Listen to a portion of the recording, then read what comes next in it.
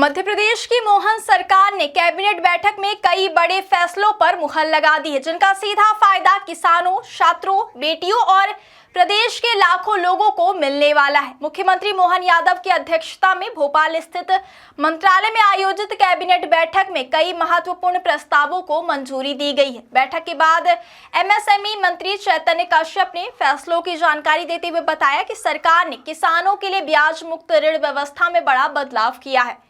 अब तक किसानों को 0% ब्याज पर मिलने वाले फसल ऋण की समय सीमा अलग अलग नियमों के मुताबिक तय होती थी, लेकिन अब सरकार ने इसे आसान बना दिया है। नई व्यवस्था के तहत अब किसानों को ब्याज मुक्त लोन चुकाने के लिए पूरे 365 दिन का समय मिलेगा, यानी किसान जिस तारीख का लोन लेगा उसी तारीख तक अगले साल उसे राशि वापस करनी होगी। इस फैसले से किसानों को बार बार बदलने वाली ड्यू डेट और समय से पहले भुगतान की परेशानी से राहत मिलेगी।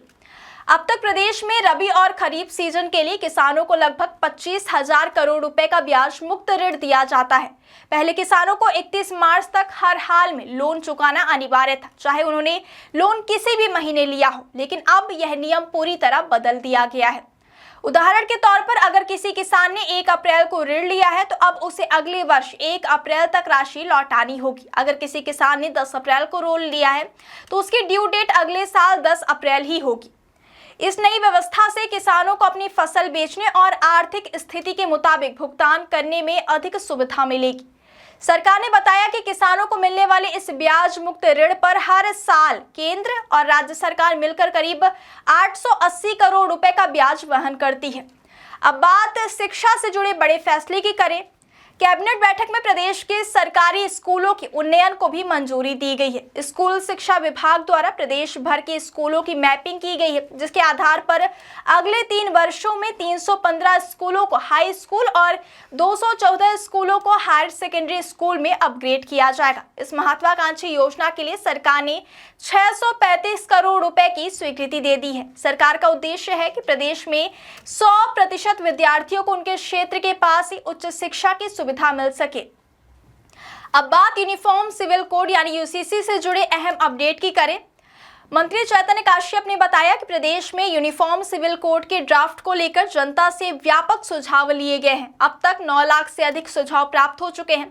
इनमें से लगभग 90% लोगों ने समान नागरिक संहिता के समर्थन में अपनी राय दी है। सरकार का कहना है कि सुझाव देने वालों में अल्पसंख्यक समाज की महिलाओं और विभिन्न धर्मों के धर्मगुरुओं का भी अच्छा सहयोग मिला है। प्रदेश भर में लोगों की राय जानने के लिए सरकार की ओर से 3.5 करोड़ से अधिक SMS भी भेजे गए हैं। 30 जून तक सभी सुझावों को अंतिम रूप देकर शामिल किया जाएगा। इसके बाद 5 जुलाई तक यूसीसी का प्रारूप तैयार होने की संभावना है।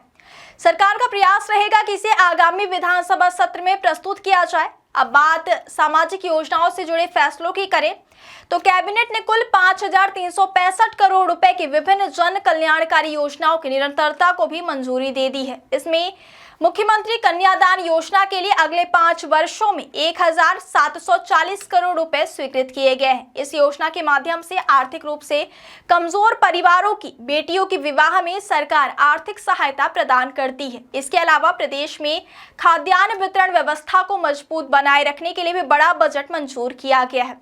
सरकार ने सार्वजनिक वितरण प्रणाली के तहत खाद्यान्न वितरण के लिए 3,580 करोड़ रुपए की स्वीकृति दे दी है। इससे करोड़ों पात्र हितग्राहियों को समय पर राशन उपलब्ध कराने की व्यवस्था और मजबूत होगी।